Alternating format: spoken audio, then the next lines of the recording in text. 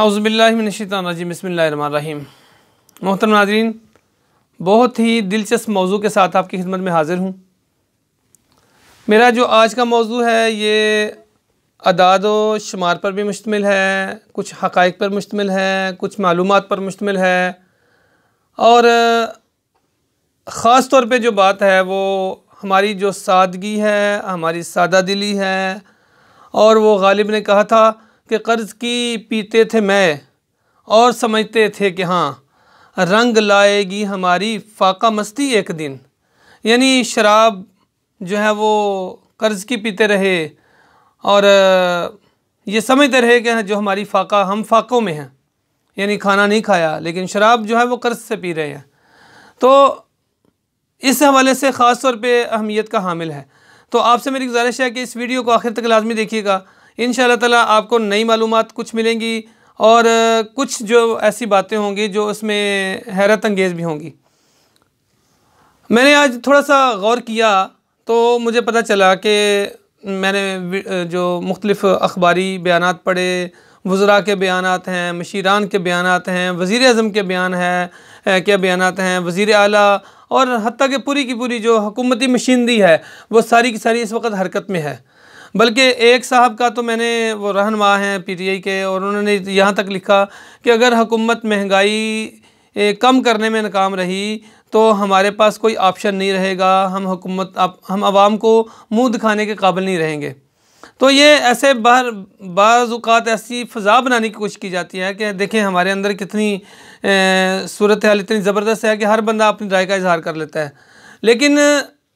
जब इसको आप गहराई में जाके देखते हैं और थोड़ा सा गौर करते हैं तो पता चलता है कि ये सारे बयानात हैं जो हकीकत में काम होना चाहिए था वो नहीं हो रहा। तो नाज़रीन, जब भी हम महंगाई बढ़ने की बात करते हैं, पेट्रोल की कीमत में इजाफे की बात कर रहे हैं, हम महंगाई की बात कर रहे हैं, या हम कोई भी ऐसी बात करते हैं तो फ़ौरी तौर पे जो हुकूमती नुमाइंदे हैं या हुकूमती हामी वो फ़ौरी तौर पे हमारे सामने हक़ाइक़ का जो है ना वो एक सिलसिला शुरू कर देते हैं कि जी फ़लाँ मुल्क में पेट्रोल की कीमत ये है, फ़लाँ मुल्क में ये है, फ़लाँ मुल्क में, लिहाजा हमारे मुल्क में तो अभी कम है। इसी तरह जब महंगाई की बात करते हैं तो वो कहते हैं जी फ़लाँ मुल्क में इतनी बढ़ गई, फ़लाँ मुल्क में इतनी बढ़ गई, फ़लाँ मुल्क में इतनी बढ़ गई, हमारे मुल्क में तो इतनी नहीं है।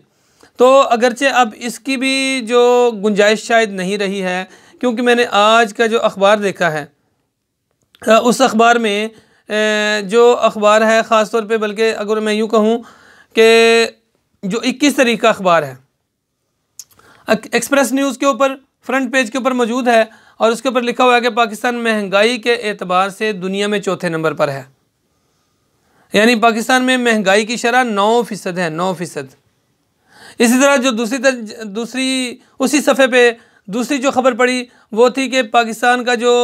खसारा है वो, उसमें जो जारी खाता खसारा है उसमें भी अरबों रुपए का जो है वो खसारा उसमें बढ़ रहा है। इसी तरह जो तिजारती खसारा है वो हमारा बढ़ गया है। तो हर चीज़ में हम जो है वो खसारे की तरफ हम तरक्की कर रहे हैं और महंगाई की तरफ भी हम जो है वो ऊपर की तरफ जा रहे हैं मुसलसल। लेकिन अगर मैं इतनी बात करूंगा तो मेरे सामने हक़ाइक़ का एक अंबार जो है वो लग जाएगा, चूँकि हमेशा से यही होता रहा है। आपने भी सोशल मीडिया पे वो जो तस्वीर है वो देखी होगी, वो एडिटेड है या जैसा भी है, लेकिन बहरहाल उसमें कुछ ना कुछ सच्चाई महसूस होती है कि आज से 50 साल पहले भी वज़ीर आज़म का यही ऐलान होता था कि चीनी चोरों को नहीं छोड़ूंगा। आज भी यही है, चीनी चोरों को नहीं छोड़ूंगा, माफिया को नहीं छोड़ूंगा, फ़लाँ को नहीं छोड़ूंगा। लेकिन एंड पे क्या हो रहा है, वो सबको छोड़ा जा रहा है। लेकिन मैं आज इस पे ज़्यादा बात नहीं करना चाहता। जो आज जो चश्म कुशा हक़ाइक़ मेरे सामने आए हैं कि जिसका कोई जवाज़ हमारी हुकूमत के पास शायद नहीं है, अगरचे हम इतने जो है वो ढीठ वाक़े हुए हैं कि हम हर चीज़ का जवाज़ जो है वो ले आते हैं, कोई बड़ी बात नहीं होती। लेकिन नाज़रीन, आपको उस मुल्क के अंदर जहाँ पे महंगाई की शरह मुसलसल बढ़ रही है,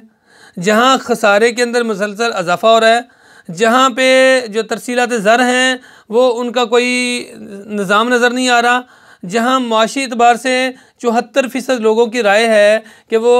मुतमईन नहीं है, उनका इत्मीनान नहीं है, हुकूमत की माशी पॉलिसियों से उनका इत्मीनान नहीं है। तो ऐसा मुल्क कि जहाँ पे وزراء اور مشیران اور حکومتی حامیان مسلسل اپنے حقائق پیش کر رہے ہیں، شاید اس بات کا ان کے پاس کوئی جواز نہ ہو کہ ایسا ملک جو انتہائی غربت کی چکی میں جس کی عوام پس رہی ہے، وہاں پہ وزراء کی تعداد 28 ہے، 28 وزراء ہیں، وفاقی وزراء کی تعداد 28 ہے، 4 جو ہیں وہ ایڈوائزرز ہیں، مشیر جنہیں آپ کہتے ہیں، اور 15 معاونین خصوصی ہیں۔ آپ تصور کریں کہ 28 اور 4 32 اور 15 47 رکنی جو ہماری کل جو کابینہ اور جو سارے جو وزیر اور مشیر ملا کے وہ کل بن رہے ہیں 47۔ اب یہ بھی کہیں گے جی نون میں کتنے تھے اور پی پی میں کتنے تھے، تو بھائی ہمیں خدا کے لیے یہ بات نہ کریں، یہ تبدیلی کا دور ہے، یہ ریاست مدینہ کی بات ہے۔ تو اگر تو انہوں نے بھی یہی نعرہ لگایا تھا اور انہوں نے بھی اسی طرح کلیم کیا تھا اور وہ بھی ایک ایک نقطے کو اسی طرح کرتے رہے ہیں، تو پھر بلا شبہ ان کو بھی چاہیے۔ لیکن اس وقت تو بات ہوگی موجودہ حکومت کی، کہ موجودہ حکومت جس کے وزیر اعظم نے سائیکل پہ آنا تھا، موجودہ حکمران جس نے سادگی کو فروغ دینا تھا، موجودہ حکمران جس نے اپنی کابینہ مختصر رکھنی تھی، وہ حکمران وہ 47 افراد کو چلا رہا ہے اپنے ساتھ۔ وہ ملک جو مہنگائی کی چکی میں پس رہا ہے، اور پھر آپ تصور کریں کہ حالت کیا ہے ان میں۔ اگر آپ معاونین خصوصی کو دیکھیں، اگر آپ ان میں مشیران کو دیکھیں، اور اگر آپ ان میں وفاقی وزراء کو دیکھیں، تو پتہ یہ چلتا ہے کہ ان میں سے 20 سے 25 28 وزراء ہیں ٹوٹل، تو ان میں سے کم از کم 20 ایسے وزراء ہیں جو گزشتہ 20 سالوں سے کسی نہ کسی طرح سے وزارت میں موجود ہیں، گزشتہ 20 سالوں سے۔ اور پھر وہ آگے پوری بے شرمی کے ساتھ ٹی وی کے اوپر آ کے کہتے ہیں یہ تو پچھلی حکومت نے کیا ہے۔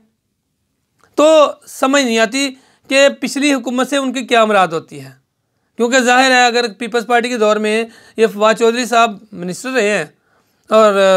وہ منسٹری کے عہدے پہ رہے ہیں، تو اگر وہ پچھلی حکومت کہہ رہے ہیں تو اس کا مطلب تو یہ ہوا کہ پیپلز پارٹی سے پچھلی حکومت۔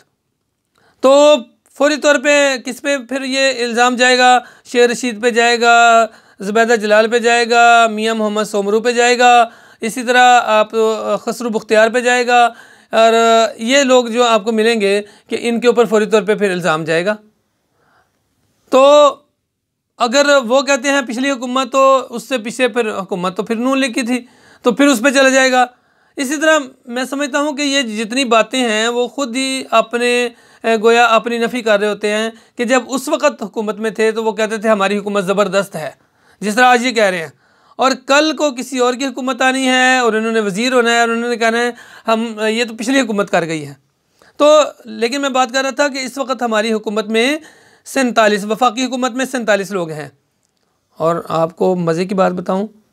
پنجاب حکومت میں کس سے پیچھے نہیں رہی۔ پنجاب حکومت میں بلکہ ابھی آپ حیران شاید ہوں گے کہ پی پی 38 سیالکوٹ، یہاں سے 3 کینڈیڈیٹ تھے پی ٹی آئی کے، 3۔ ایک تو جو صاحب جیتے ہیں حسن سلیم بریار صاحب، دوسرے وہاں پہ سعید احمد بلی صاحب تھے جنہوں نے لاسٹ الیکشن لڑا 2018 کا، اور تیسرے تھے طاہر ہندلی صاحب جنہوں نے لاسٹ الیکشن بھی لڑا ہے، اس سے پیچھے بھی الیکشن لڑتے رہے ہیں، یہاں سے وہ ایم پی اے بھی رہے ہیں پیپلز پارٹی کے دور میں۔ تو آپ اندازہ کر لیں کہ یہ 3 لوگ تھے جو کنٹیسٹ کر رہے تھے، 2 لوگوں کو رشوت کے طور پہ مشیر بنایا گیا، اس کا نام جو مرضی رکھ لیں، سعید احمد بلی صاحب بھی مشیر بنے ہیں اور جناب طاہر ہندلی صاحب بھی مشیر بنے ہیں۔ تو گویا ایک ایم پی اے بنا، ان ایم پی او صاحب کو بھی وزیر بنایا گیا ہے، 2 ان کے ساتھ جو مشیر تھے ان کو بھی وزیر بنایا گیا ہے، وہ مشیر بن گئے نا تو وہ وزیر ہوتے ہیں۔ تو آپ تصور کریں وہ ملک جو مہنگائی کی چکی میں پس رہا ہے، جہاں عوام 2 وقت کی روٹی کے لیے پریشان ہے، وہاں پہ تھوک کے حساب سے وزیر اور مشیر موجود ہیں۔ تو آپ کے علم میں ہے کہ اس وقت جو پنجاب کابینہ ہے اس میں وزراء، اس میں مشیران، اس میں معاونین خصوصی ملا کے اگر ہم دیکھیں تو کل افراد کی تعداد 47 وہاں بھی بڑھ رہی ہے نا؟ مزے کی بات ہے، سوچنے والی بات ہے نا۔ 47 47 لوگ ہیں جو وفاقی حکومت چلا رہے ہیں اور 47 لوگ ہیں جو صوبائی حکومت چلا رہے ہیں۔ اب مجھے بتائیں کہ اتنے لوگوں کے ساتھ اگر آپ ملک کو چلائیں گے تو پھر حال تو یہی ہوگا نا کہ وہ مراسی والا اور وہ چودھری صاحب والا کہ وہ کہنے لگے، مراسی کہنے لگا چودھری صاحب دودھ نہیں آتا، دودھ نہیں آ رہا، تو بھینس دودھ نہیں دیتی، تو چودھری صاحب نے کہا گامے اپنی جو بھینس ہے نا، اپنی جو اس کا چارہ ذرا چیک کرو۔ اس نے چارہ چیک کیا تو چارے کا مسئلہ نہیں تھا۔ انہوں نے مختلف تراکیب بتائیں، آخر میں پوچھا بھائی کٹا کہاں باندھتے ہو؟ تو اس نے کہا جناب وہ تو وہیں پہ ہوتا ہے، بھینس کے پاس ہوتا ہے۔ تو اس نے کہا کٹے کو دور کرو۔ تو ہمارے ملک میں مہنگائی کی کیا ایک وجہ یہ بھی نہیں ہے کہ تھوک کے حساب سے وزیر ہیں اور مشیر ہیں اور معاونین خصوصی ہیں؟ تو اگر ہم یہ کنٹرول کر لیں تو آپ یقین کریں ایک بہت بڑی تعداد میں ہمارے ملک کو بڑے مقدار میں ہمیں سہولت مل سکتی ہے، عوام کے لیے ریلیف مل سکتا ہے۔ تو خدا را حکومت سے گزارش ہے، میری حکومتی نمائندوں سے اور حکومتی حامیان سے گزارش ہے کہ خدا را اس کے لیے مہم چلائیں اور وزراء کو کم کریں، مشیران کو کم کریں۔ اگر یہ کم کریں گے تو ہمیں سہولت ہوگی، ورنہ ہمارا کوئی پرسان حال نہیں ہوگا۔ تو بندہ حکومتی ہو یا اپوزیشن کا ہو، دکان پہ سب نے جانا ہے اور ریٹ سب کا ایک ہی لگتا ہے، سب کو گھی چینی دالیں سب کو ایک جیسے ریٹ پہ ملتی ہیں۔ خدا را اس کے لیے مہم چلائیں کہ کبینہ کو چھوٹا کریں، تو پھر ہماری بچت ہوگی۔ اللہ تعالی ہمیں اس ملک کے لیے کچھ کردار ادا کرنے کی توفیق عطا فرمائے۔